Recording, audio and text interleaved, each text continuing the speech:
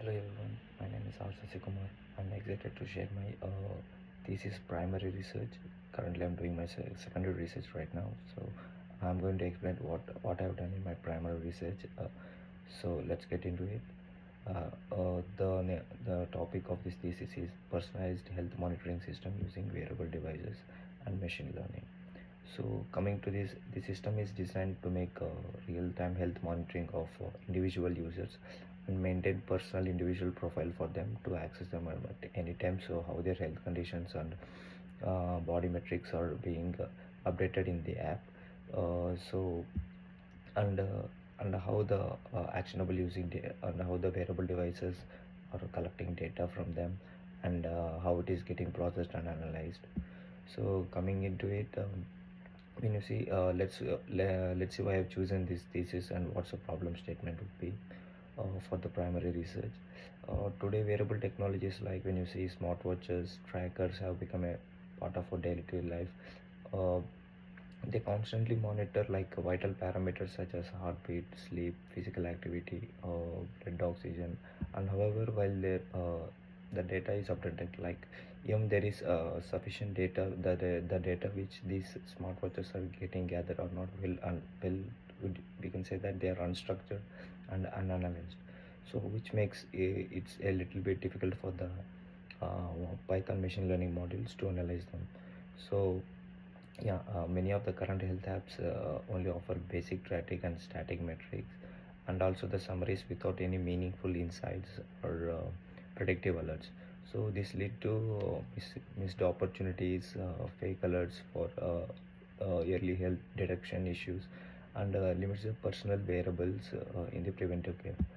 So to address this gap, my research especially aim to design and develop a real-time health monitoring system that could intelligently, like it's based on the individual's life, right? So to analyze data from the wearable devices and issue alerts and provide early alerts such as health anomalies and when the health anomalies are detected. So the system integrates machine learning models into real-time streaming and a user-friendly dashboard to empower the user to take control of their health metrics. So this is the basic idea of my thesis. And coming getting into it, the word uh, the process begins with the collection of data. As we know, everything begins with the collection of data.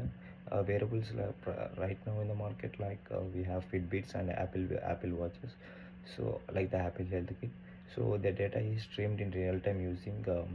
I've used like Apache Kafka for processing with Apache Spark, and pass it through the machine learning modules to evaluate the states to evaluate the health states based on the data it received.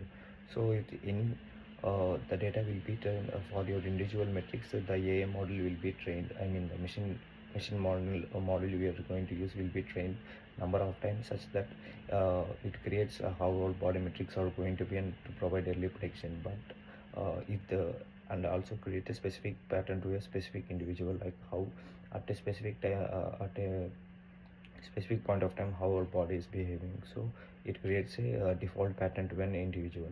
Like suddenly if there's any abnormal pattern was detected or it is about to detect, the system would predict that early and send an alert even before the uh, incident is going to occur. So a web dashboard would be I felt a web dashboard building using the React class would help the health trends and to create alert histories and personalized insights. So since accessing the real health data involves privacy challenge, I think it all begins when collecting the data. It is better to be encrypted using Python libraries like NumPy and Pandas. We can use them to encrypt the data. This dataset like realistic health metrics, heart rate ranging from 60 to 180 bpm, and sleep duration is 4 to 9 is like a default values to all of the people. But we all know due to your daily activities it might be changed for the individuals. So I think the synthetic data allowed me to model normal and abnormal health scenarios for training and testing the system. So now I'll talk about the two machine learning models that I've used till now for processing and analyzing the data. So for classification and anomaly detection, I implemented two machine learning modules. First, I want to talk about the machine learning module called as random forest. It is used to classify the health data as normal as abnormal. For instance, take you have a regular pattern of your body metrics where your body is in normal state, and there will be other pattern detection if you found if your if the Python module detects if your body matrix is abnormal. So it is used to classify whether you're in a normal state or abnormal state to send the alerts. So this is where the Python Python module would come into place, known as a random forest. So the supervised learning model was trained and labeled data with high accuracy. So this with high accuracy. And the second one I have used is a support vector machine, or also known as SVM, support vector machine, for anomaly detection, for helping to identify any subtle or previously unseen health risk, like this kind of pattern when your system haven't detected in a while. So while this instance occurs, so the support vector machine module would help in deviation in multiple metrics. So these modules are validated using techniques to ensure that and generalize well to new data.